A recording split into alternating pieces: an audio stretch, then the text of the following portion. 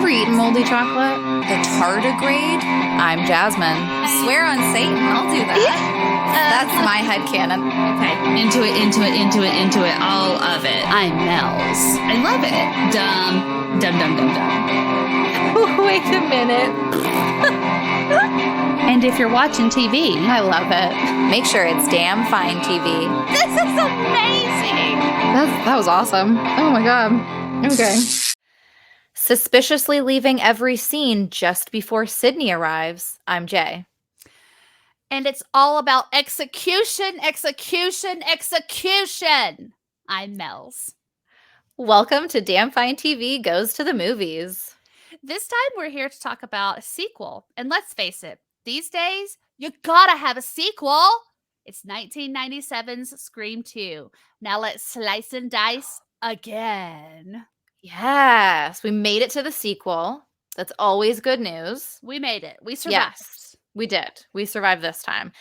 And I don't know why I'm obsessed with like the naming conventions in this franchise, but I'm just I'm so constantly intrigued that they never went for like a Scream 2 Revenge of Ghostface or like Scream 2 The Curse of the Bad Bangs in the 90s or like I don't know, Scream 2 The College Years. Like I'm always fascinated by that. And even like this new run of movies, like it was just called Scream. I think the new one might be Scream 6, but it's just like a Roman numeral that's like I don't know. I'm just fascinated by it. Yeah, same. I mean, let's just keep it simple. Silly. Yeah, stupid. No. Yeah, stupid, silly.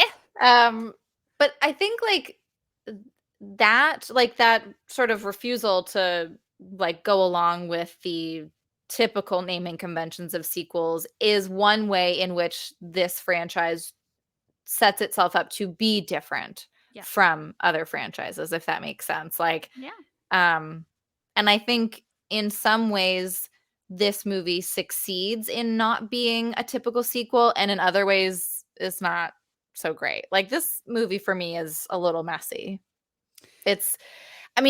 Scream is a hard act to follow no matter what, because it's so classic and sort of singular, but this one, I love it still, but it doesn't sit with me the way the original does. Yeah. Controversial yet brave. This is my least favorite Scream movie. Really? Okay. And I mean, listen, I know people shit all over like Scream 3 and 4. I love both of those. So if I were to rank, this would be my least favorite. Not that I didn't enjoy it. Don't get me wrong. I mean, I saw it several times in the movie theater. Yeah. Your most seen film in a theater, is it not? Yeah. Yes, it is. Yes, it is. And I loved it for what it was, when it came out, but I agree it was hard for me when the villains were revealed. Was a little too much. I mean, Billy's mom, okay. I mean, and then Mickey, whatever way that he played it, it just didn't feel very cohesive. And I know that we had a new cast, we had our survivors in there. It just didn't. I'm probably going to eat my words here because Scream 3's reveal, and we'll get to that, I probably enjoyed it less, but I guess I just was disappointed. It didn't pack a bang for me at the end.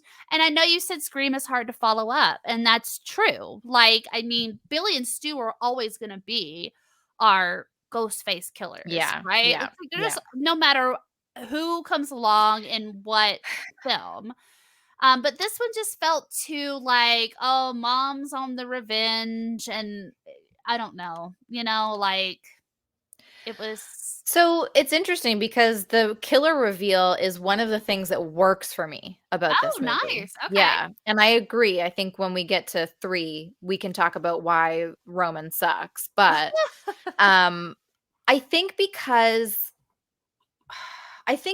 of the film class discussion at the beginning of the movie, where it's so obvious in retrospect that Mickey is obsessed with sequels. And Mhm. so just for that case alone, I love that he turns out to be one of these killers. And he does do this like sort of delightful mix of Stu and Billy because he's not smart like Billy is. He's kind of real dumb and flaky like Stu is, but Yeah. he has that psychotic edge that Billy has as well. And for me, Mrs. Loomis is it screams Jason's mom for me. Like this whole revenge thing. And I think that that is maybe part of an homage to earlier slashers, which Mhm. I can get down with. Now, the characters themselves are not great. They Yeah, are not as well rounded as Stu and Billy. Nowhere close. yeah. And maybe that's what my issue is that Right. they're not very fleshed out that well, and so it No, and lessens the punch at the yes. end for me. Well, and like I said with my intro line, the only way this works is that Debbie Salt keeps disappearing before Sydney ever shows up. And to me, that feels so campy. This is not like there's something so silly about Debbie Salt. And there's Yeah. something so scary about Billy and Stu. Well, and yeah, okay, so exactly. I guess that's the thing. Like the character of Debbie Salt, this Debbie flaky Salt doesn't exist. ah, but I this mean, flake Laurie Metcalf is great as uh, Unhinged, but love it. Yeah. yeah. But the character of Debbie Salt, the way that she interacts with Gail, like the scenes that we have with her, I agree with you. Like the premise of the mom, seeking revenge or avenging her son's death or whatnot. Sure, okay, and now we know where Billy gets his psychotic tendencies from, I suppose. But it wasn't there. And the presence, this is another thing. I do appreciate this about Mickey more than I do about Debbie, is the presence of the character with all of the other characters. So, like, Right. in Scream, Billy and Stu were part of the friend group. They Yes. were, Yeah. but when you throw in a fake reporter that's not really interacting with anyone but pretty much Gail, Mhm. right? Mhm. It doesn't Maybe Dewey, but ma slightly. yeah. It doesn't flow that well, and I guess that's where the disconnect is for me, is it's like, sure, she's out for revenge, but, like, there's really nothing else to the character, unlike Mickey, who is in all of these Yes. scenes, like, in the Yes. classes with them, he's best friends with, the with Sydney's boyfriend, like, Well, I all of feel this. like he's maybe dating Haley, whatever her name is. Somewhat, yeah, Like, sure. maybe, but yeah.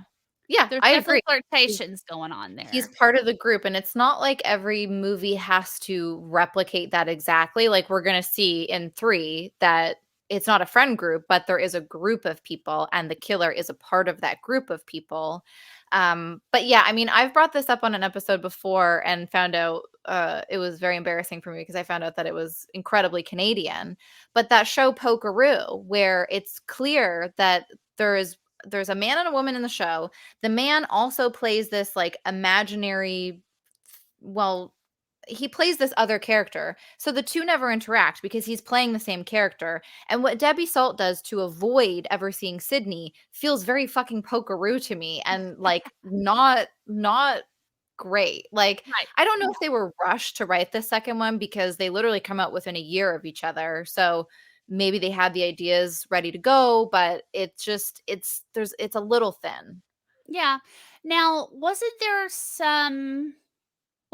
one where they had, like, the leaking of the ending and things like that? So maybe they had to change some things up, I'm not sure. I only remember the thing about them toning down the violence in the and third that one, was but 3. Yeah, yeah. so I think with this one, there was some kind of drama about some things getting leaked, and they had to change up some things, Interesting. and if Okay. that is true, you can tell it in the movie, Right. Right. unfortunately, which Yeah, sucks.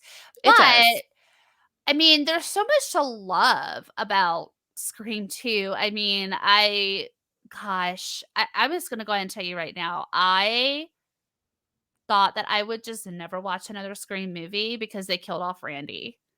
Isn't that heartbreaking? I I loved mean, him, yeah, he's a great character.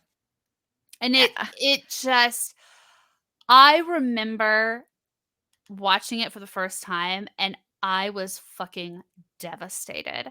I yeah, hated it. yeah. And I was like, I know somebody has to die, but why does it have to be Randy? Because I just love that character so, so much. Like, so much, and there's something about him surviving the first one that I think makes the first one stand out in terms of the slasher genre, and then to lose him in the second one, it's heartbreaking, and they have to make harsh cuts at some point. This is a horror movie where people die, like, we were gonna lose people, but it felt too early for me, and but maybe it wouldn't hit the same if it was in a later movie. I don't know, Well, that's like, true. because Yeah. now he has this legacy where, we come to love characters like Kirby because she's sort of this analog for Randy, and then Randy's niece and nephew, I think, almost get like grandfathered into that like beloved feeling because they have that relation to him. So maybe him dying in this one is the only way you set that up, but Yep. it still sucks.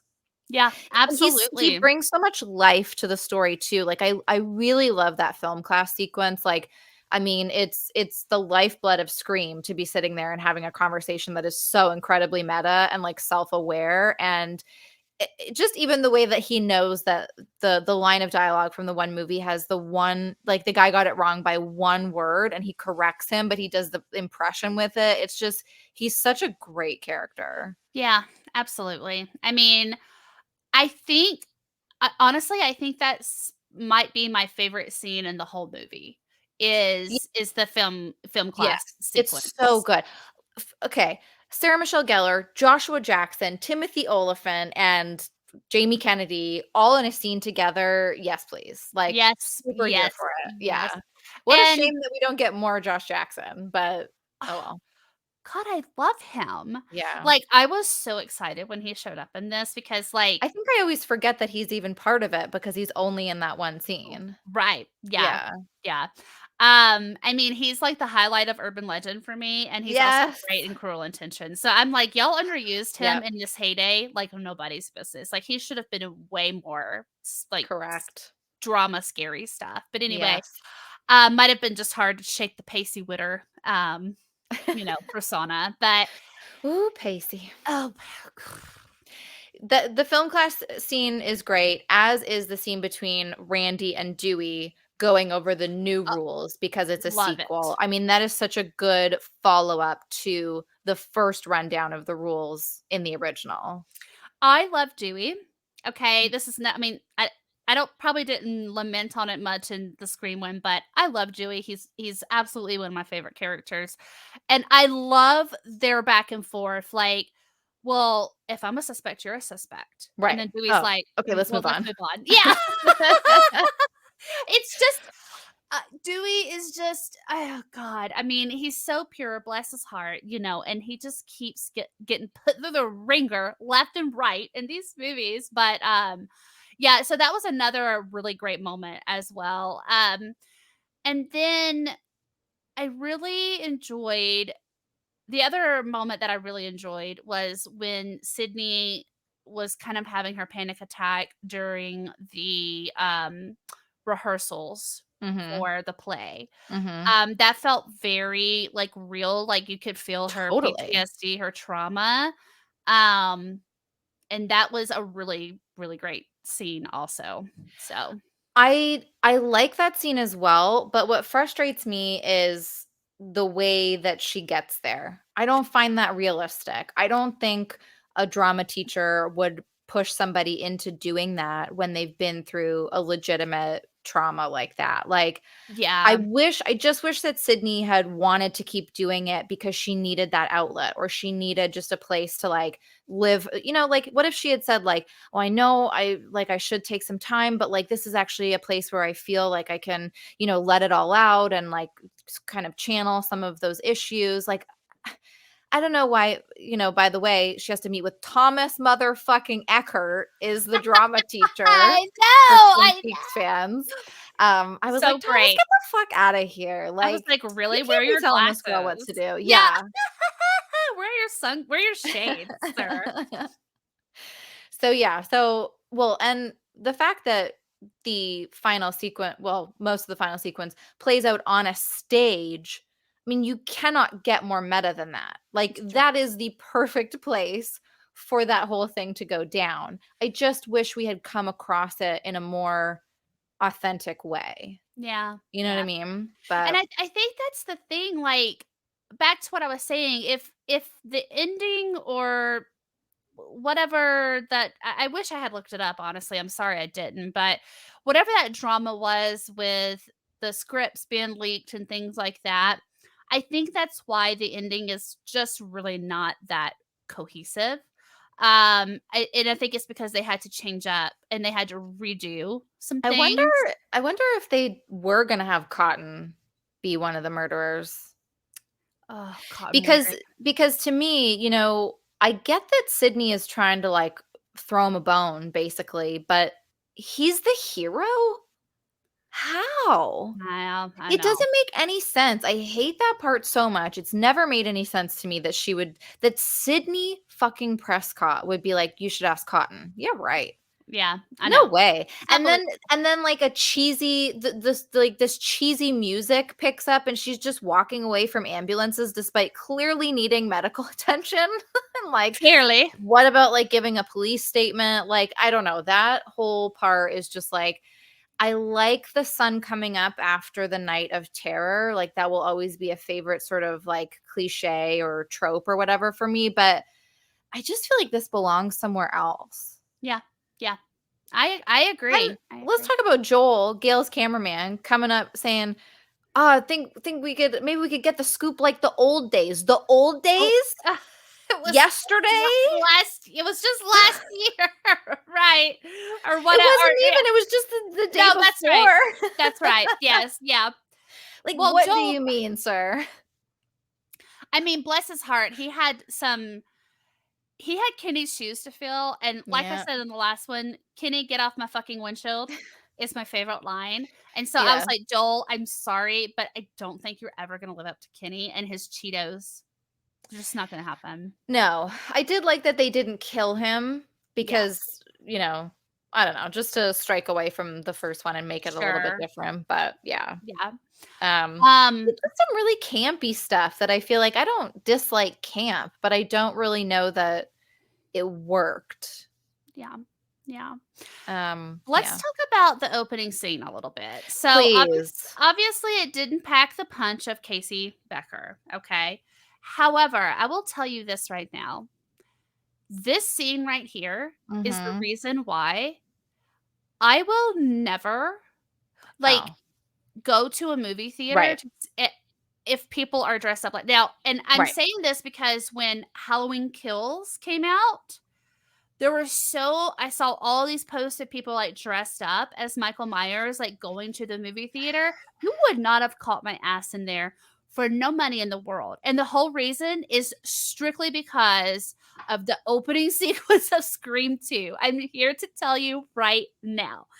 Um, Totally get it. And especially after we have heard of actual killings in movie theaters. yeah, I It's mean, not even just from a movie anymore. Like, right, right. um, But yeah, so it didn't pack the punch, okay? It wasn't terrible. I didn't hate it, but it didn't get me pumped for the movie in any no. kind of way. No. Yeah. Well, just the fact that all these people are dressed up. Now, I agree. I don't think I would go to the theater when there's that much hype either. First of all, it's just too many people for my liking. It's too claustrophobic. People are hyper and weird about stuff like that, and it's just not always a great time. What I will say is that at least for the Halloween people, they've had like decades of enjoyment of this film franchise, and it's been around for a long time. These sickos at the Stab premiere are literally celebrating just real life murders, because Like, this is yeah. the first of the movies. They don't have any other movie that they have been invested in and are really excited for this comeback. This is the first of the films, and they're getting their jollies off of like real murders that have just happened. Like, this Yeah. makes no sense to me, and it takes me right out of that opening sequence. Agreed. Agreed. And listen, no shade to Heather Graham, Oh, she's great. but I was just like, it was the intercutting with the stab version of Casey Becker as well. I just was like, I'm It's not not here the for same. It it. can't Yeah. be, right? What Yeah. I will say is that I have, ever since then, been terrified to put my ear up to a door or like anything, a wall, whatever. Like, But who I'm does that? way too afraid. Can I just ask a question? Who goes to the fucking bathroom and Not puts their in a face public on the bathroom. stall? No, mm-mm. I I'm mean, not it's not like I was doing that before, but I even mean, like, even just like a wall in my house to like hear what might be going. I'm not doing it. Mm-mm. no, but I'll I get was stabbed in the like, ear. not trying to be rude, but you might have had that coming with this really not smart move, okay? Listen, if you didn't get stabbed that night, you were going home with some sort of bacterial infection in your ear that was, not gonna look good for you. So, Exactly, mm-mm. exactly. Nasty. I don't I mean, listen, I did that was just so weird to me because it was like whatever was going on over there, like the baby talk or whatever that was, like, I'm sorry, there is just no way I would go in a stall, not only not put my ear up, but not get the fuck out of there if somebody was over there, Correct. like, doing I was like, I don't "No." wanna spend any more time in a public bathroom stall than I need to. Like, I'm talking while I'm peeing, I'm getting the toilet paper, and then while I'm wiping, I'm I'm already good. pulling the pants up. Like, I I'm am, good. 5 steps ahead at all times just so I can get the fuck out of there. Not Agreed, putting my face up to the agreed. fucking wall. Oh gosh, Yeah. yeah. See, But this I is what, will like, I mean, I love this. I still love the opening sequence, but it's so messy. It's just this yeah, film is so messy in so many spots. yeah, Yeah. yeah. I will say though, Jada Pinkett Smith, Great. she's got a guttural scream on her though, because when She she did got up great. there on that stage, which also I was like, what kind of movie theater is this? I have never been to a movie theater where Like a there is a little stage and platform or something? I don't know. I've never, like, it's Mm. flat up there. But anyway, like, that scream that she lets out, I was like, "Okay." I mean, I was here for that, but I don't know, everything Yeah. leading up to it, I was like, Well, even her commentary about what was going on in the movie is great. Like, yeah, that's more, typical Scream dialogue that really worked, but it's sort of like everything else around her was just working against her. absolutely. Yeah, yeah.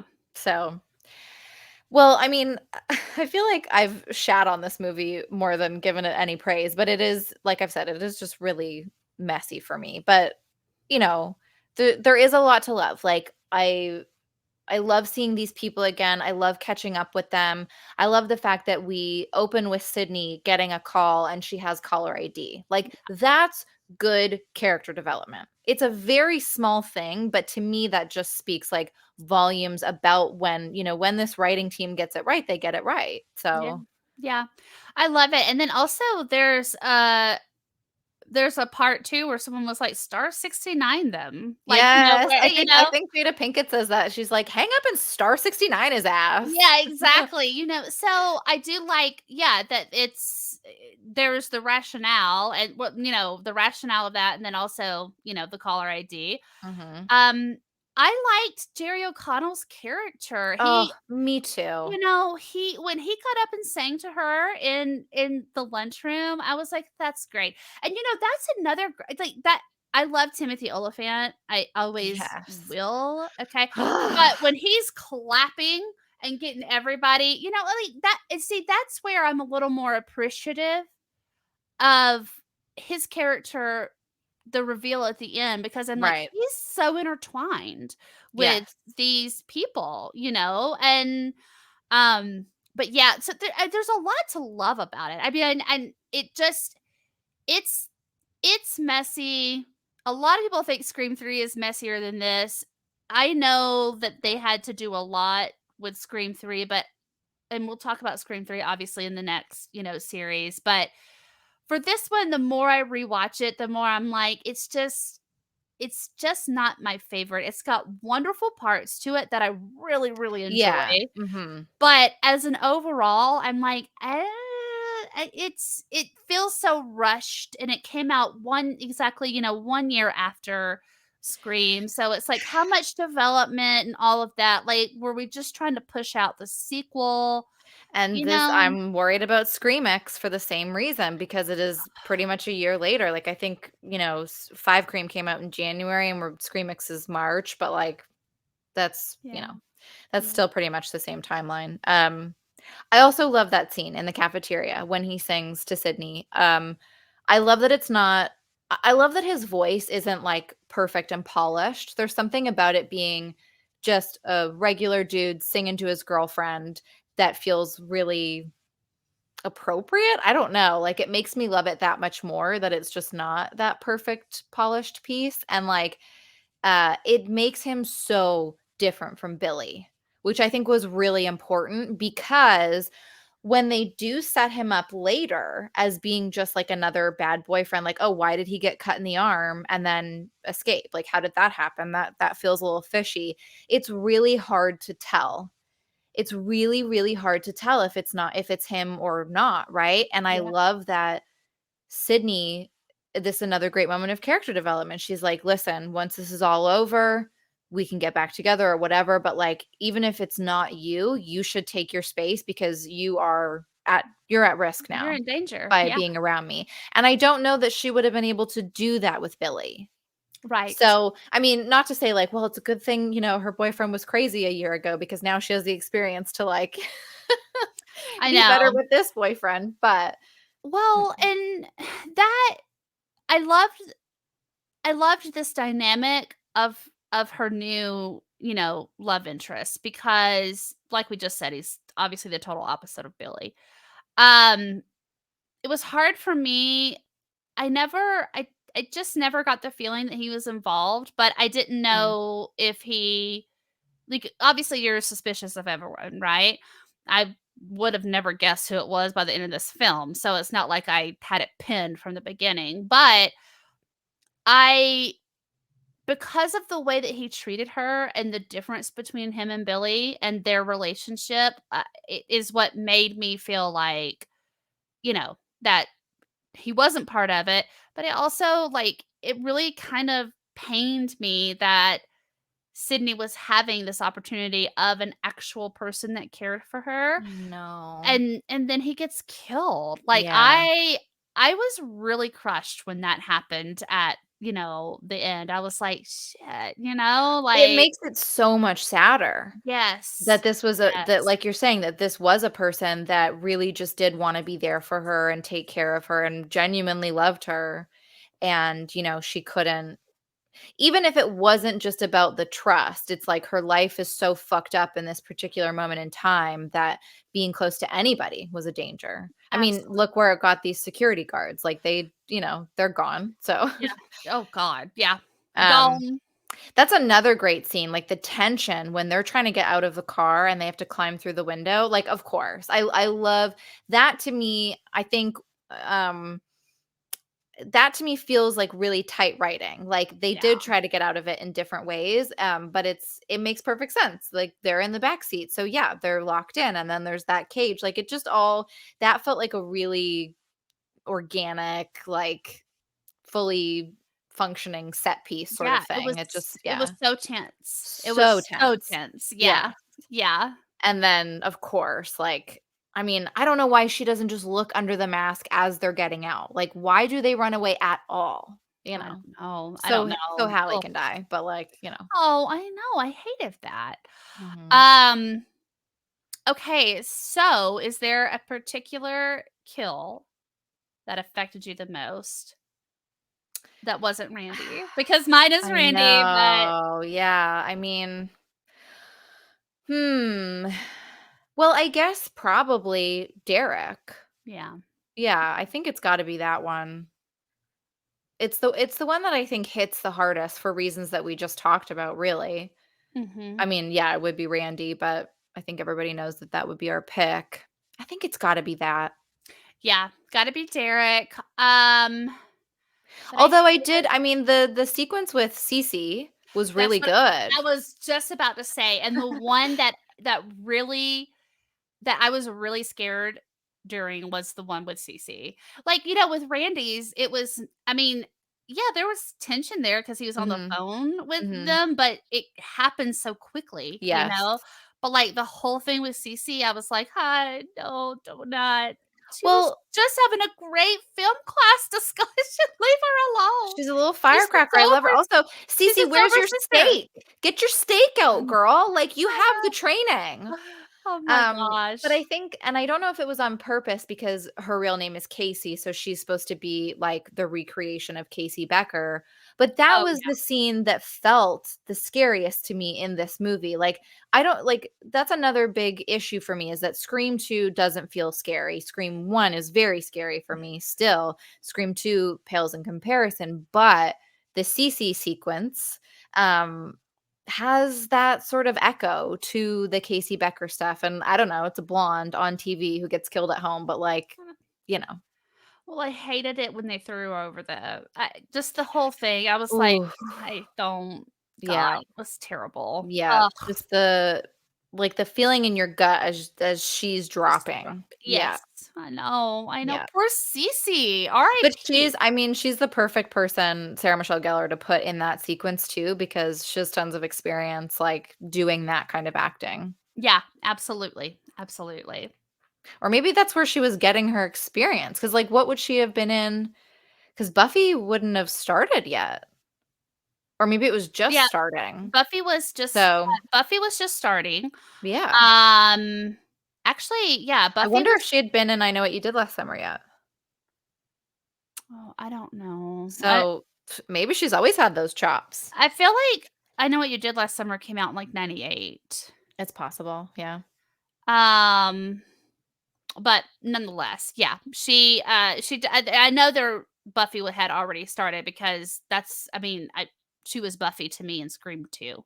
You know what I mean? Like, Oh, okay, so when you saw it in theaters, like, you already knew her as Buffy. yeah, Gotcha. she was already she had to be because she had the short hair, and when Buffy started, she had long hair. So, Hmm, I associate everything with interesting. hairstyles. Yeah, yeah, yeah, yeah. Well, You know Buffy had what? so many hairstyles. Um, let's see when Buffy premiered because I gotta Uh-oh, do we're that. Googling. We're Googling. Woo, woo, woo. We're Googling. March 10th of 97 is when it premiered. Oh, okay, yeah. So So, let's the see. movie came out in December, I think. Yeah. So we Yeah, already knew her as Buffy. Yeah. yeah, at least for that first season. Yeah. Right, okay. So she did have some of the chops from Buffy and then Scream, and yeah, I mean, either way, she's just great, so, Yeah. yeah. Yeah. Yeah, I think that's it. I I don't know. The know. cotton stuff has never Never sat cotton with is fine. I don't know. Yeah, we'll talk some more about Cotton in Scream 3 For because I sure. have a lot more about Mr. Weary come Scream 3. What a So name. What a name. Cotton. Oh But gosh. also weary. Like, it's just it feels very movie name, which I'm fine with. It's just yeah.